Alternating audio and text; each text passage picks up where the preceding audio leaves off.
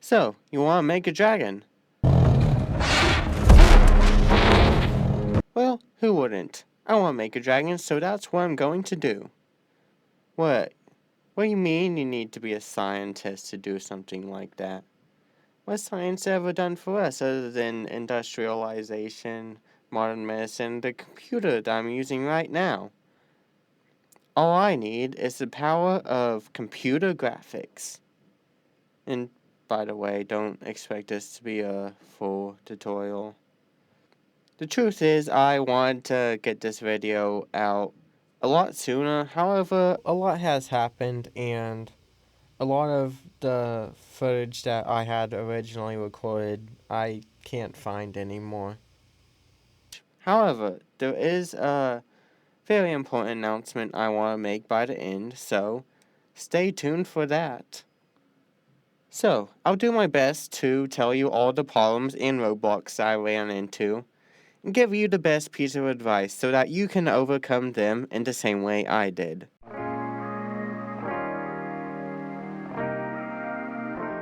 The first thing that's needed to get a good character is good concept art. And, unfortunately, I have zero artistic talent. Which is why I am enlisting the help of a friend. Yeah, the first step is having a friend who can do art for you. Yeah, off to a great start, I know. So, here's my first piece of advice for other people like me. Don't be afraid to get help from other people. So, I'd like to give a special shout out to Emma Moll. She was a big help for this project and she's a really good artist, so go check her out. So, once we get that back, we can move on to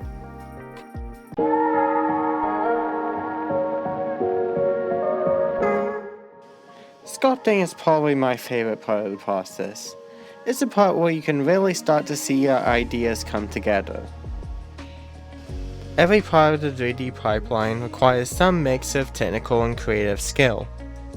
Like modeling, which is more on the technical side, sculpting rarely allows us to flex our creative muscles. First thing we need to do is block out the general shape, sort of like the first stage of a drawing. What we're doing is roughing out the general shape of our dragon, so we can add details later. As you can see, we are using Blender's orthographic views to place down the general shapes of what's going to eventually make up our dragon. Now this isn't perfect because there will always be discrepancies when trying to translate something from 2D to 3D, but we'll go into more detail on how to get around that later. And this is what it currently looks like.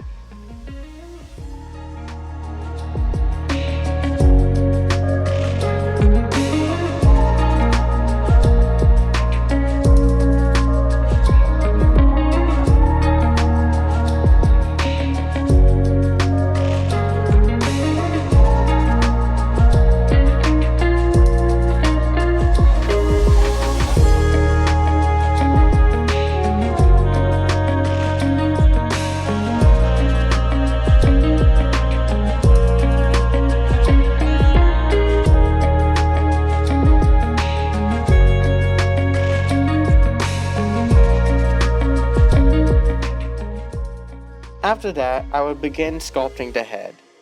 For this project, I decided that I would sculpt the head separately from the body. The reason why I did this was because certain areas of the head would require more detail than the rest of the body. Doing it like this means that the head and the body can have separate resolutions, which is going to be easier on my computer. As I said earlier, there can be some discrepancies when trying to translate something from 2D to 3D. So to fill in those details, I mainly looked at pictures of lions because I wanted to give him a feline appearance. And here you can see me modeling out his ear because simply trying to create it from the base mesh was not working for me. And for his horns, I simply gave some geometry to some splines and adjusted the radius of each vertex. And now that we have a good idea of the shape of a head, we can start modeling on the body. all we have to do is apply all the modifiers we had to those meshes, join them together, and finally, we're going to go into sculpt mode and click the remesh button. Okay, here you can see me sculpting out the muscles of his legs and trying to give it some definition. This was somewhat challenging for me as digigrade legs such as these are fairly different from how human legs are built. The legs of animals such as dogs and cats have their heels raised off of the ground, so they're essentially standing on their toes. And speaking of dogs and cats, those were mainly what I used as references when trying to work on this project. As in, I used them to try to figure out how the bone structure and musculature of my dragon would work.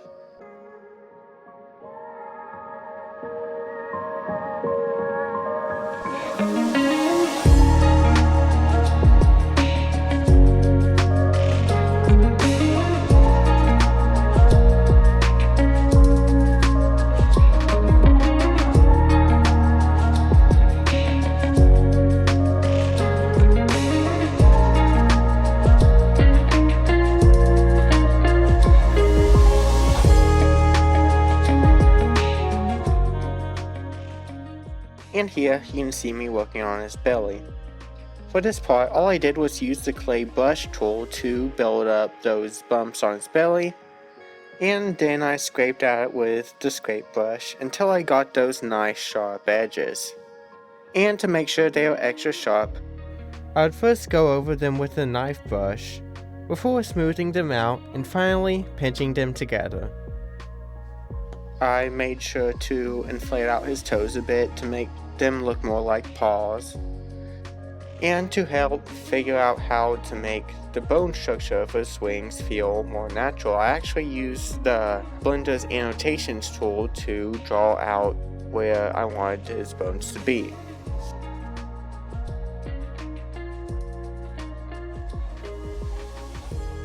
But after that we have, Okay, so I actually wanted to use this part to make a joke about how bad it looked.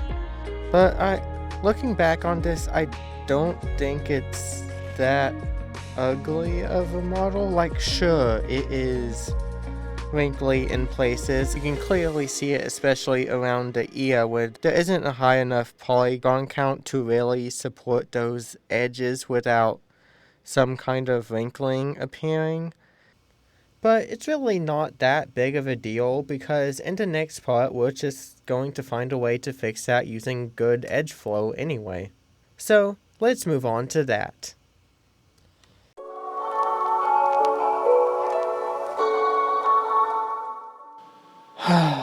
So retopology is certainly a thing.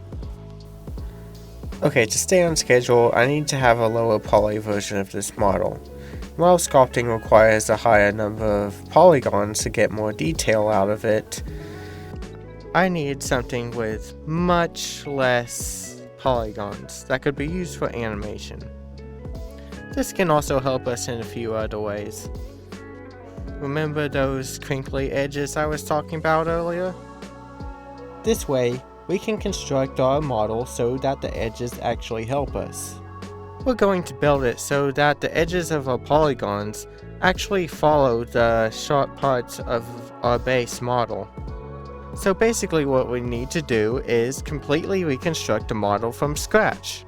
Okay, it isn't completely from scratch, but what you do is use a combination of the shrink wrap modifier and poly build tool to construct a low poly model using the high poly model as the base.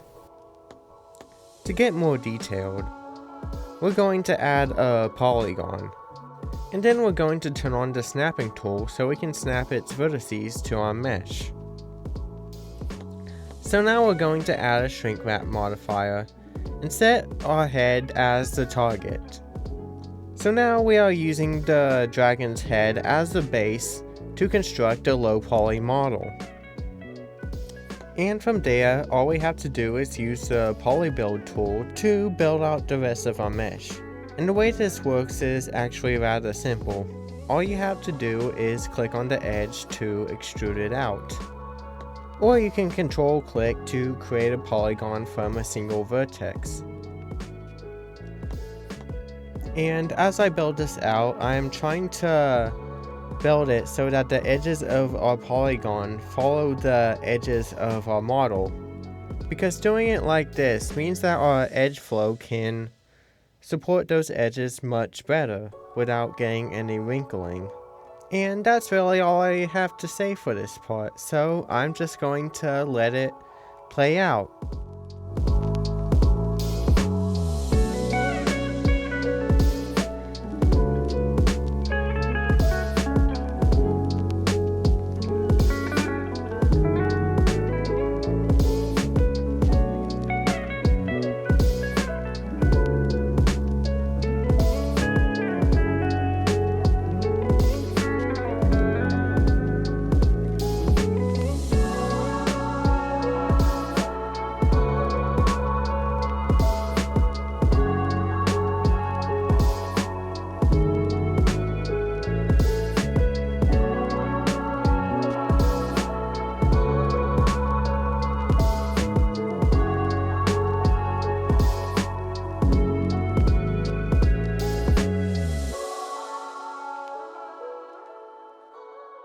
Okay, I just need to chime in here and say something.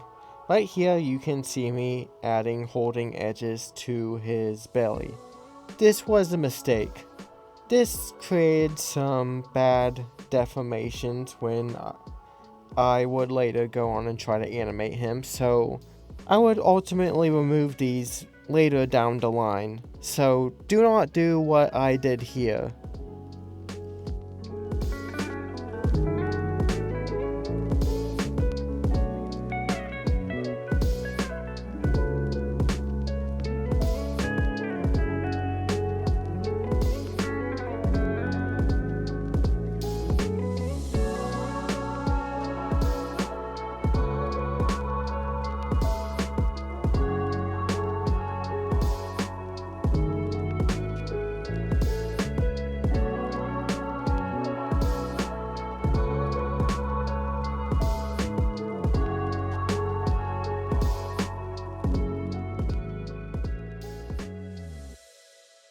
And now it looks like this. I also touched up some of the areas around the eyes to make it look better. Okay, so I think now is a good time to talk about the importance of giving up. Can't make everything work? Just give up. Just stop. It's not worth it. In all seriousness, there's always times where things don't look exactly how you want them to, so you just have to move on. There were some parts here that I got stuck on, and I just had to ignore it to stay on schedule. And you know what? Looking back at this, I don't think it looked that bad.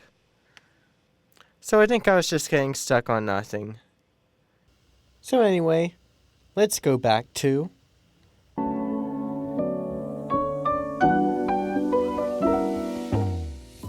now that that's taken care of, before we move on to anything else, we're going to have to give our boy some UVs. What are UVs, I imagine you are asking?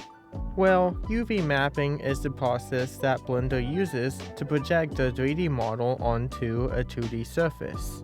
The reason why this is important is because this is how Blender knows how to apply a texture to our model.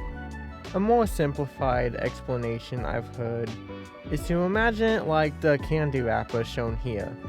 The wrapper is a 2D texture that is designed to wrap around our 3D model. And what we need to do is unwrap our model so Blender knows how to apply the texture to it. To start off, we're going to have to make some seams. This is going to be how the software knows how to unfold our mesh. So, there are two ways to do this. First, you can select some edges and right-click and select Mark Seam.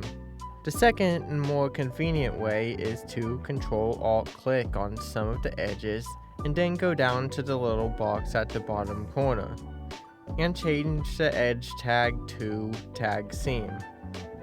And now it will automatically create seams as we select our model. And I'm just going to skip over this part until I've done all of them. Now that I have finished all the seams, we can unwrap him. All you have to do is select all of his faces and go to UV, unwrap, and then minimal stretch. And if it doesn't look like anything happened, that's because we need to go to the UV editing layout. And here we can see our UVs. Now, odds are you aren't going to get this right the first time, which is why you may have to go back and adjust your seams. So to help with that, I'm going to add a quick texture that is going to help us see what it's going to look like in practice. And so to do that, I'm going to add a material and put an image texture in the base color channel. And from there, I'm going to click on New Image and change the generated type to Color Grid. And now we can see how the texture looked with our UVs. But what if you wanted this material to have multiple textures? Like if I wanted him to have a separate texture for his head. Well, to do that, I'm going to go down to this box right here and change it from Generated to UDIM. Then I'm going to go to UDIM tile and click on the plus sign. And like last time, I'm going to make it a color grid. From there, I'm going to select all the polygons on his head, then right click to pack the island. And then move those islands over to the second UDIM. Lastly, I'm going to select the rest of him and pack them onto the first UDIM. And that's going to be all for this part. If I were to do this over again, I would have spent more time packing his UVs together. Generally, you want there to be as little space between islands as possible, so you can get as much out of the space you have. On my final model, there is a lot of unused space that I could have gotten rid of, so it isn't exactly the most optimal setup. Anyway, now that that is taken care of, I can move on to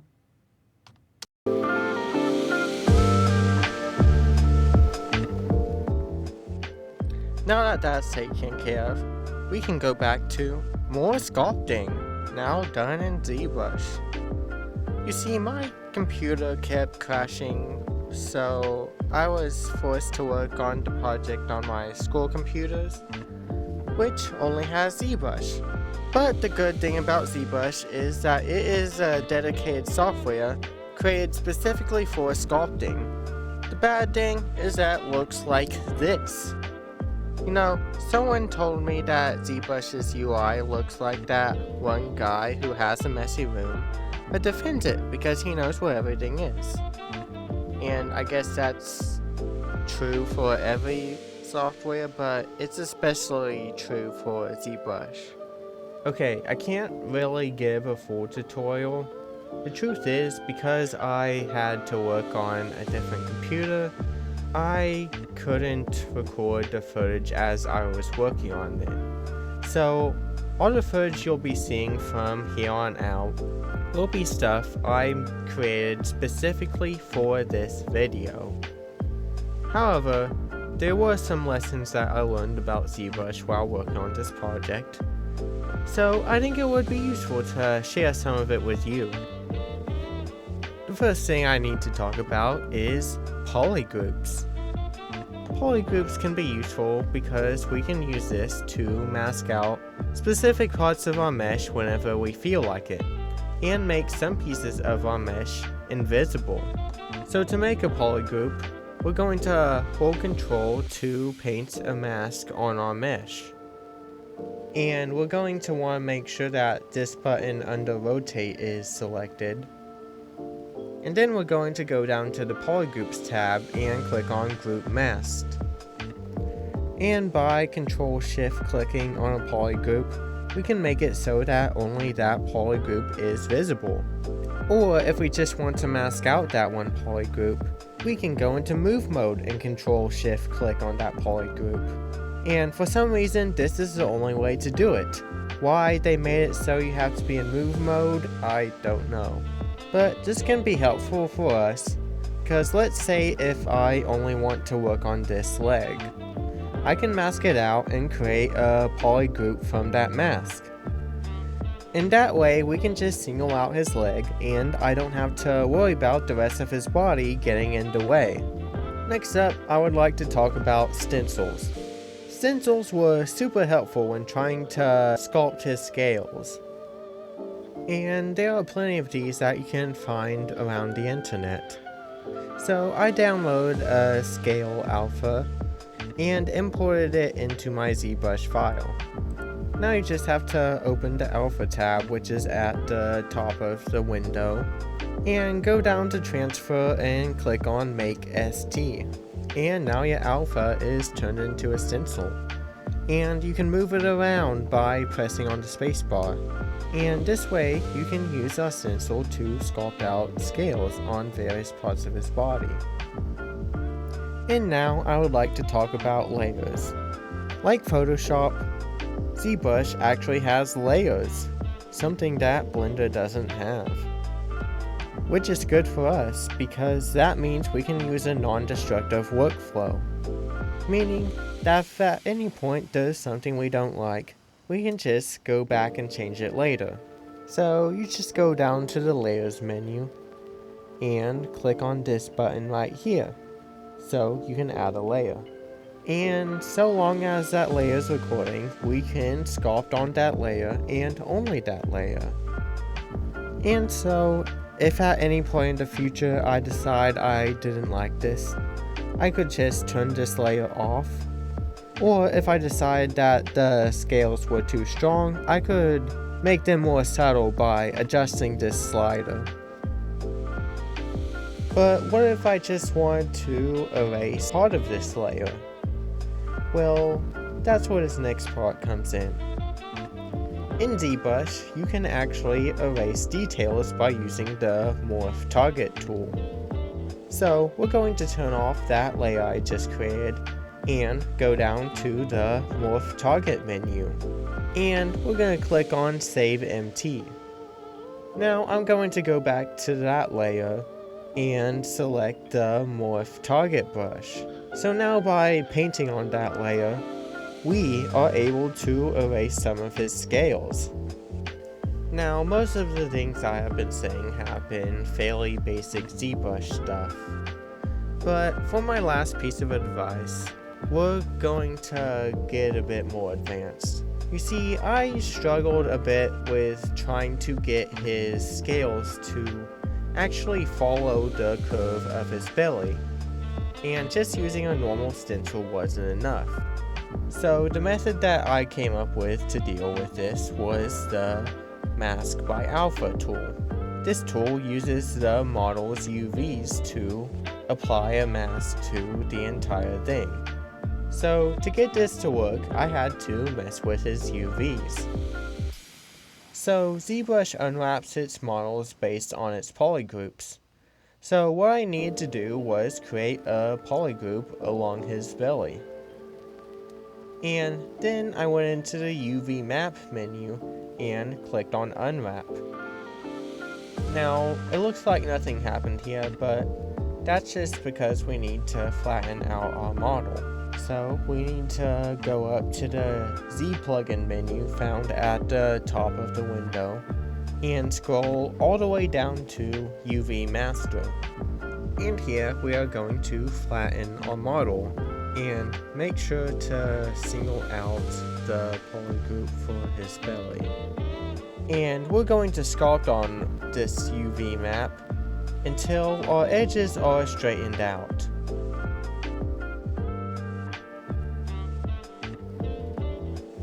So after all that, I went back to the Mask by Alpha tool, and now the mask actually follows his belly. And now we can sculpt on it to our heart's content. With that, I'm done. So let's move on to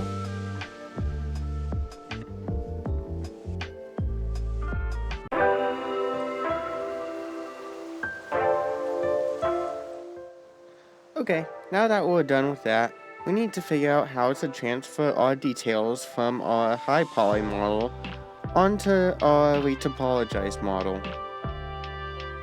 And to do that, we are going to use normal maps. To simplify, normals are basically the direction a polygon is facing. It is what 3D software such as Blender uses to determine how light is supposed to interact with an object. So by using normal maps to affect the direction that different parts of our model are facing, we can create the illusion of depth when there is none. And I actually spent an embarrassing amount of time trying to figure out how to do this in ZBrush before realizing that just isn't gonna work. So we're in Substance Painter now. Oh, Substance Painter, I'll never forgive Adobe for what they did to you. So anyway, we need to bake our textures. First, we're going to load in our low poly model, and then we're going to click on this little croissant in the corner. And that is going to take us to the baking window. In this window, we load in our high poly mesh. We're also going to want to make sure that world space normals, ID, ambient occlusion, curvature, position, and thickness maps are also activated. And all that's left is to click on the bake button and wait for our textures to bake. Baking these maps is always the first thing that you need to do when you start texturing, even if you don't have a high poly model. Trust me, this is going to help us later. And by later, I mean now, because let me introduce you to smart masks. These smart masks use the textures that we just baked to do some pretty cool stuff. For example, there are some masks which only affect crevices, which is helpful because that is the area where dirt tends to accumulate. You can even put a paint layer on the mask that lets you edit the mask by hand, sort of like putting a mask on a different mask. Very mask focused is Substance Painter's workflow. So anyway, I really wanted to make his scales shine. And to achieve this, I wanted to have his scales have a lower roughness than the surrounding areas. And doing this was actually surprisingly simple. Now what we want to do is to find a way to only mask out the areas that are surrounding our scales. And for this project, we're going to use one of the masks that we just baked, the curvature map. Okay, so what we want to do is create two layers. The bottom one has a lower roughness, while the one on top is going to have a higher roughness. And we're going to use this by adding a mask to the layer we just created, and then creating a generator on top of that mask, and going into that generator and typing out curvature. And from there we're going to invert it so it only affects the area surrounding scales, and mess around with the global balance and global contrast until we get something that we like. And there, our scales are nice and shiny. And I'm just not going to stop here. I'm going to add a paint layer on top of this so I can further refine how the scales look. And I'm not just doing this once for the entire dragon. I am creating another mask on top of this so I can single out specific parts of his body so I can further fine-tune the mask from there. Because different parts of his bodies are going to require different settings to work.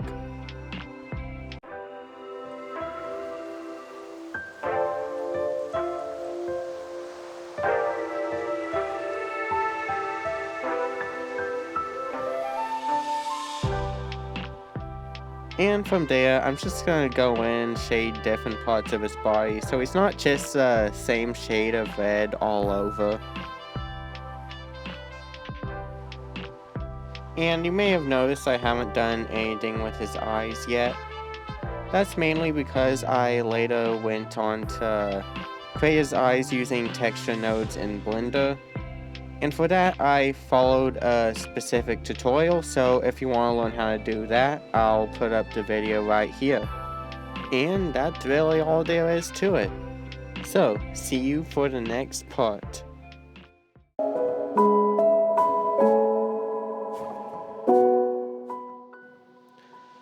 Okay, it's time for rigging. Rigging is basically the process of setting up a skeleton that you can use to control our model. Like sure, without a rig you could move your object, rotate it, grow it, but if you want to try to bend any of its limbs, it won't work. And for this project, I decide to pass it on to someone else. Shout out to Annie Lynn for helping me with this. However, I can offer some advice. For any Blender riggers out there, I recommend looking into Rigify. It's a free add-on that comes packaged with Blender, and honestly, if you haven't heard of it at this point, what are you doing? It just involves manipulating a meta rig that you move to match up to where your model is, and you use that to generate some bones. Now that we have our rig generated, we need to select both our mesh and our rig with the rig as our active object, and now we want to parent our mesh to the rig with automatic weights by using the hotkeys Ctrl P. And now our mesh is set up with the rig, and we can test it out by posing it. Now that we have our rigged Pyrrhus back, we are officially finished. We have a fully finished, modeled, textured, and rigged dragon that we can use for our own animation purposes. And by completing these simple steps, you too can have a dragon that you can animate. That's right, it's the end of the video. However, before we get to our big surprise, there is something I would like to talk about first. Okay, I just want to take a moment and talk about what this video means to me, because trying to get this video out has been nothing but cursed. Multiple times I would try working on this video before putting it on hold for a very long time. Trying to edit down all the footage that I had originally recorded, as well as somehow trying to come up with new footage for parts that I just didn't record, just seemed like an insurmountable task. And every time I would come back to it, I would find that some of my footage or some of my audio had just disappeared.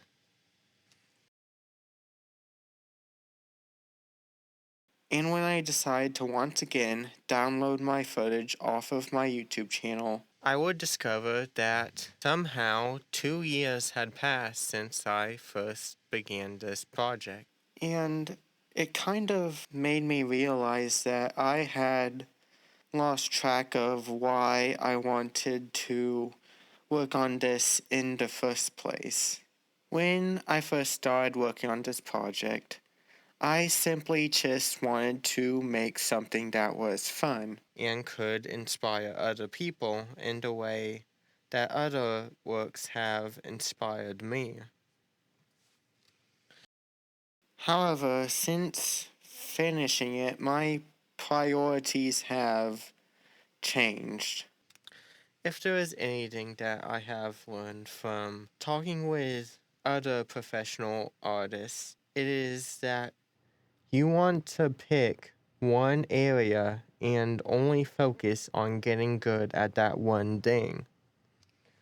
When I first started this project, I wanted to animate Pyrrhus so that he would feel real. However, what I decided shortly after finishing him was that 3D modeling was the part of the process that I had enjoyed the most.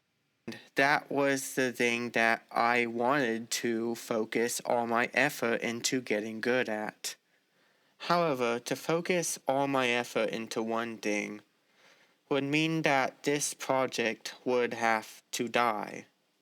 However, I just so happened to graduate at a very bad time. It was a period of time in the industry when there were a lot of layoffs, meaning that I could not find a job. And as much as I tried to create stuff that big studios would want to see in a portfolio, I slowly began to realize that I just didn't have the same passion for this that I used to. Which brings me back to this. I don't want this project to die. All I want to do is to just create stuff to help other people be happy. Throughout this video, I have talked about times where I have needed to get help from other people to complete this project. And the truth is, I don't think I can continue it alone. Which is why I am going to turn this project over to all of you. That's right. It's the end of the video, and I have a special announcement for you. In the description of this video, you can find a link where you can download this dragon for the low price of free. I'm going to release him under an attribution license, which means you can use him however you want within reason, as long as you give me the appropriate credit. I hope that you can put him to good use. And thank you for watching. So, now that you have made it to the end of the video, whatever you do not do any of the YouTube things. Do not like, do not leave a comment, do not subscribe to this channel. I will never make another video again. This is the last thing I will ever post to this YouTube channel. So there's really no point in doing all of that.